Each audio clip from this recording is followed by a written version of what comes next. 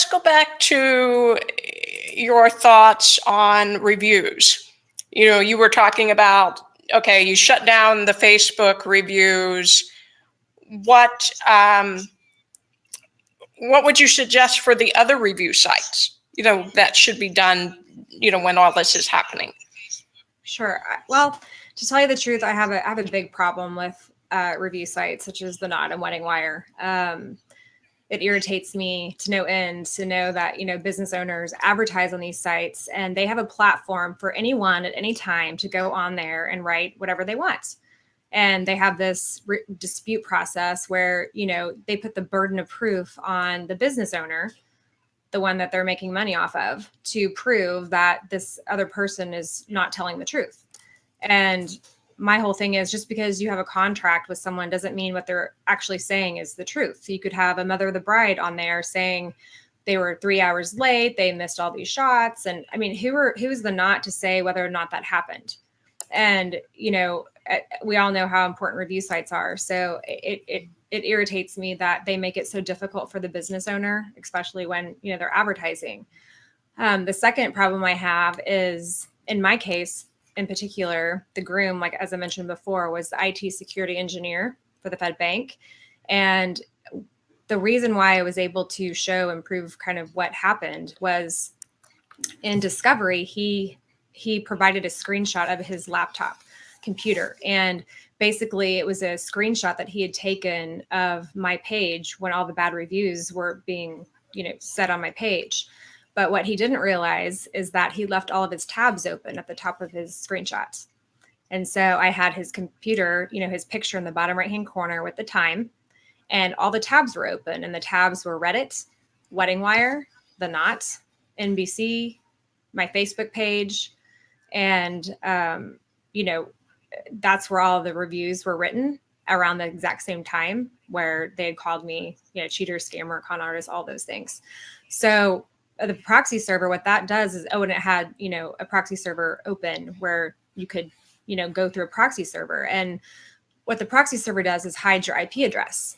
So the Knot and the Wedding Wire and all of, the review sites online, they can track an IP address. So you can subpoena, an IP address from the Knot. They won't just hand it over. You have to, hire an attorney and then have them send over a subpoena to get the IP addresses. But if they're using a proxy server, they're being routed through China and Russia. And so you would never know in the first place who was even saying a review.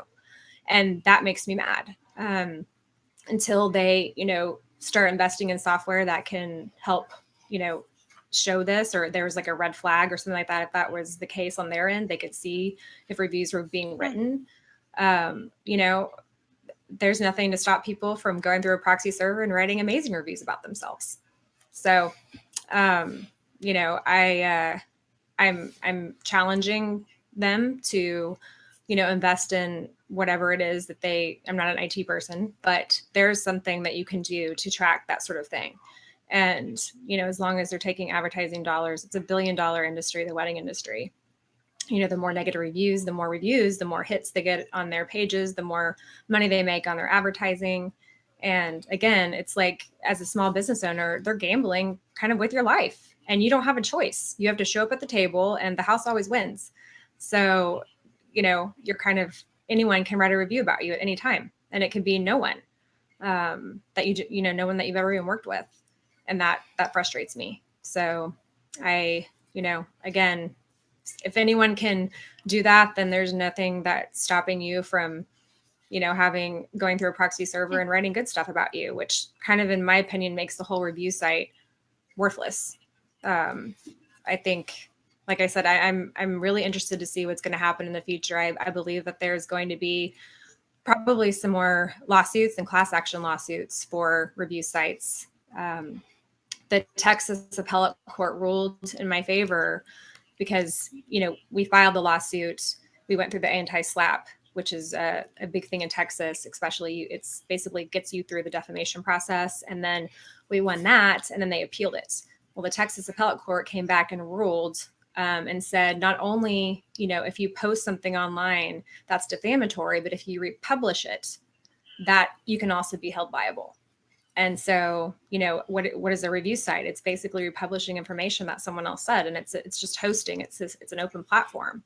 So I'm going to be very curious to see what happens to online review sites. But for now, it's like we're all kind of sitting ducks, and I think the burden of proof being on the business owner needs to switch to the burden of proof needs to be on the Knot and the Wedding Wire and other review sites, where they need to have a better policy in place.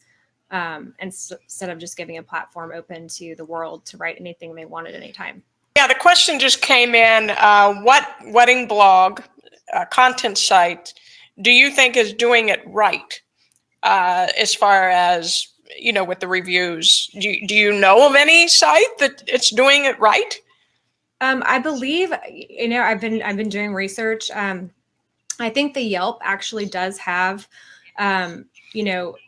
things in place. No one is perfect. No site I don't think has everything right yet, but I believe Yelp does have software or some sort of a router tracer where, if someone's page is getting trashed from someone who's in California and they're talking about, a business in Rhode Island, I think that they automatically flag it before the business owner even sees it.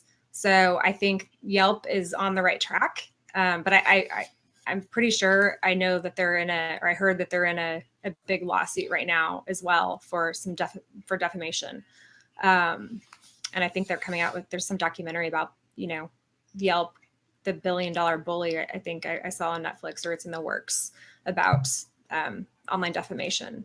But as of right now, I don't know of anyone that, is sitting there monitoring. Because if you think about it, there's millions and millions of people, and there's however many people that are working for these, sites.